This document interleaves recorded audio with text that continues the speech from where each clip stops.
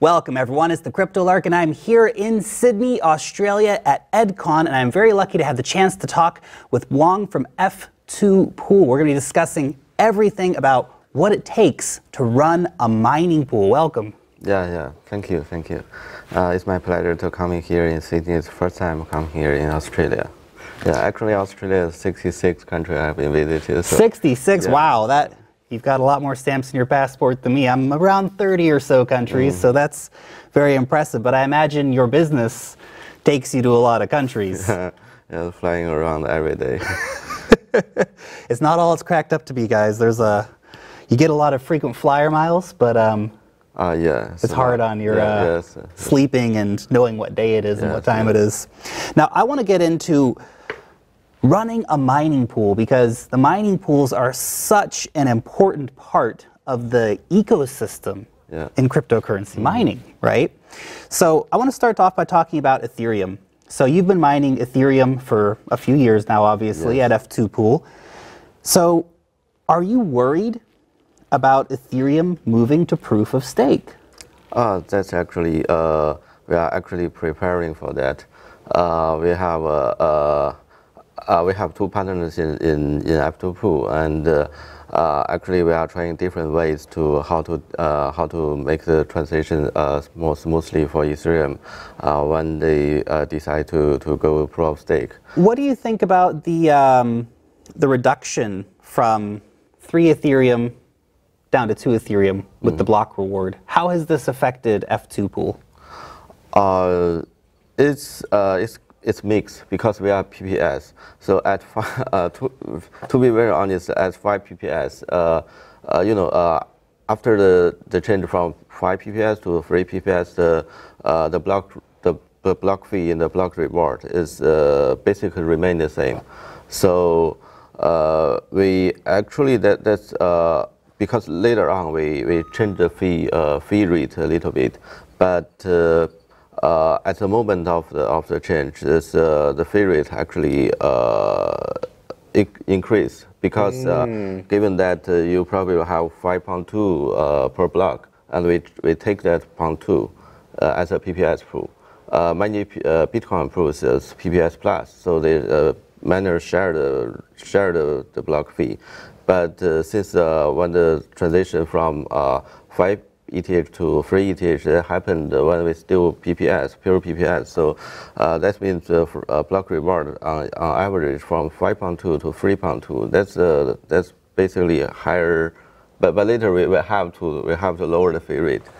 So yeah, so I also understand why the Ethereum community want to reduce the block reward from 5 ETH to 3 ETH, and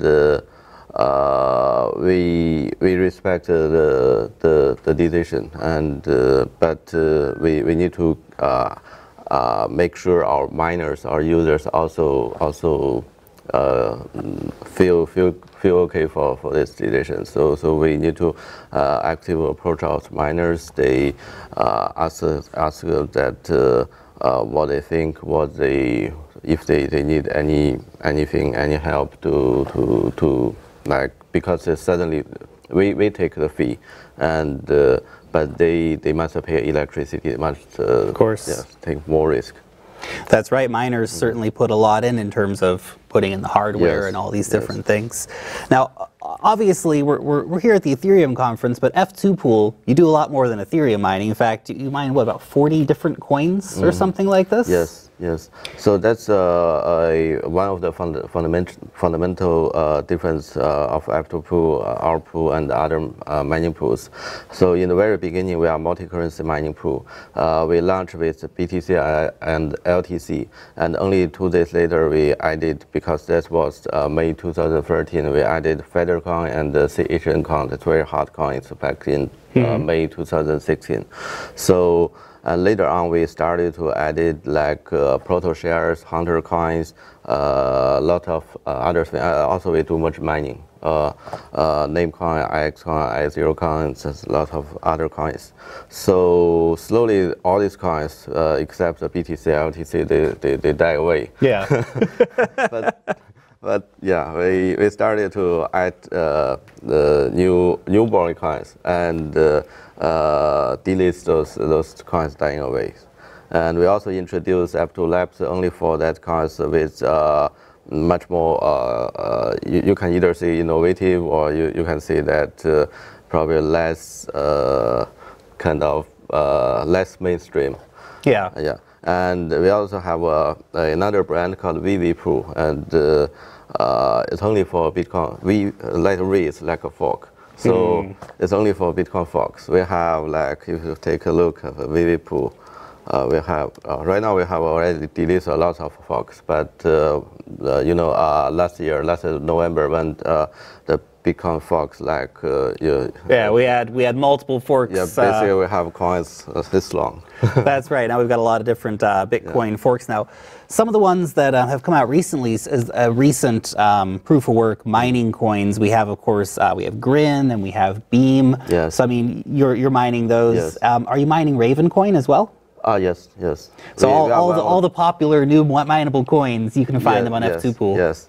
That's one of the goals of mining pool. Like when we started to do this, our goal is 100 coins. We are only halfway to this goal. Very cool. Yeah. Now we did see, of course, Ethereum Classic get a 51% attack some months ago. During these situations of 51% attacks or blockchain reorganizations or whatever it might be happening, what, as a mining pool, how do you react to those kind of situations? Actually, we are mining pool. We just accept the user's hash rate and what they want, if they want to mine ETH and what they want to mine ETC. But it's also one of the responsibility to keep the Ethereum network and also Ethereum Classic network safe. We carefully watch this situation. There's a side story, like 2 months ago when I met Vitalik, and he still remember that when the DAO incident happened, we instead of support Vitalik, but we actually support ETC, because we back then we do think that a blockchain should be immutable.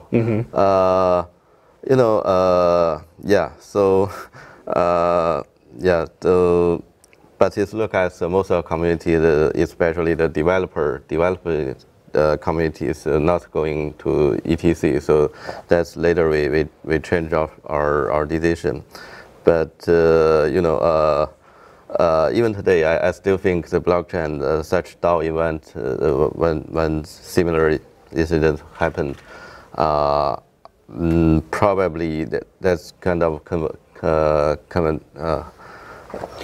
I think moving forward, particularly, yes, if such a thing were to happen to Ethereum today, I think it'd be, of course, very, very different from what had happened to Ethereum in the past, right? So these events they make and break communities, and of course that event broke a community, and we're here at the Ethereum conference, but the Ethereum Classic guys are also here, so there's two communities, two chains. But the good thing is Ethereum some Ethereum guys, Ethereum communities started to try to make friends between each other. That's a good sign. Absolutely. We saw just in a chat a few minutes ago, they're talking about the peace bridge between Ethereum and Ethereum Classic, and that's definitely an absolute positive.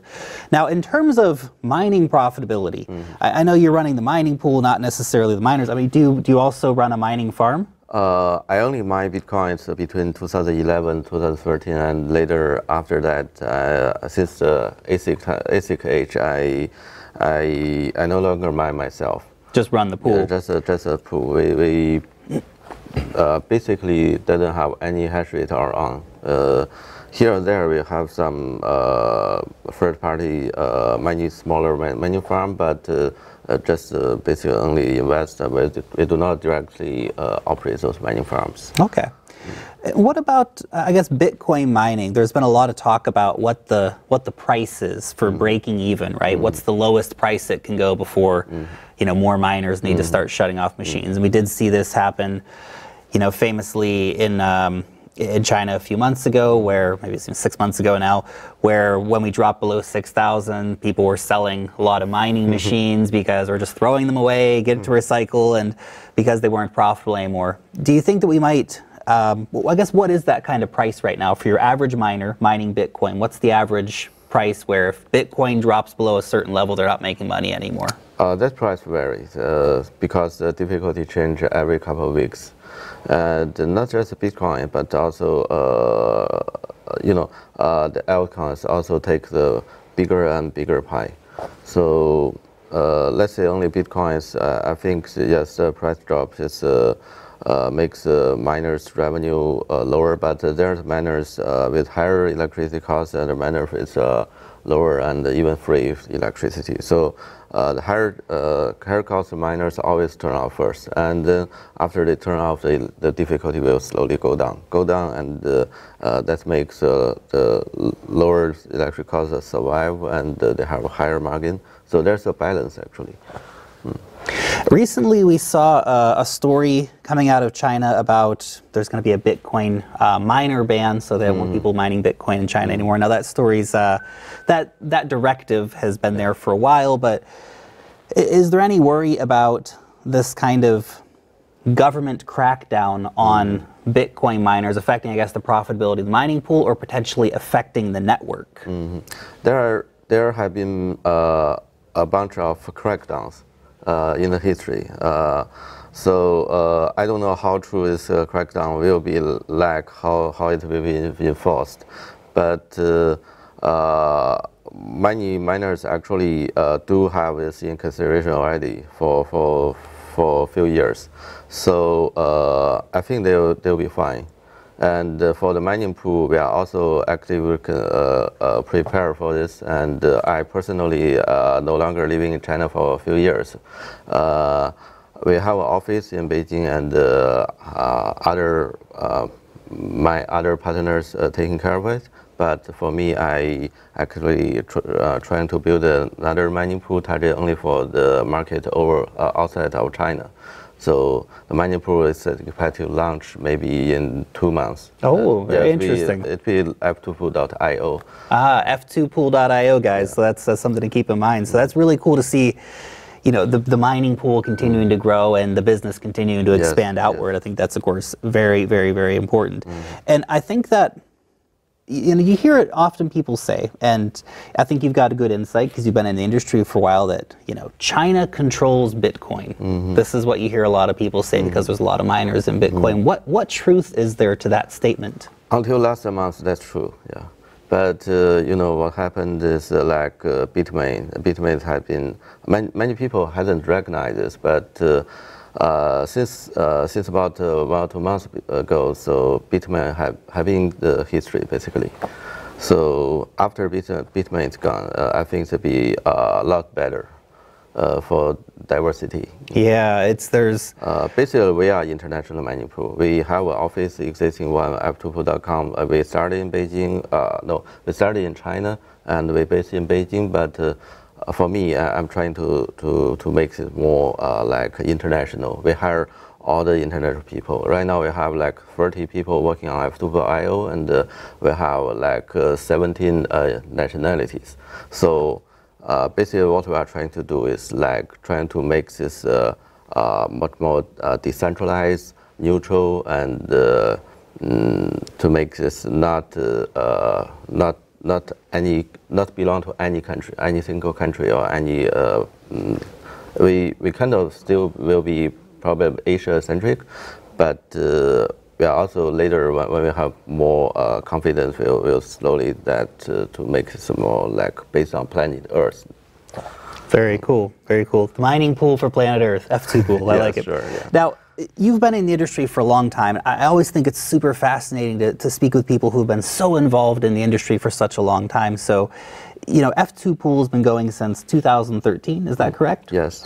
And so that's, 6 years of history. It's really amazing. So how has the industry evolved during that time? For you, what are the biggest things that you've noticed happen to the industry in those 6 years? A lot of things happens. Let's say in short. So The first few years of operation, we to be honest, we didn't take care too much of the what's going on in.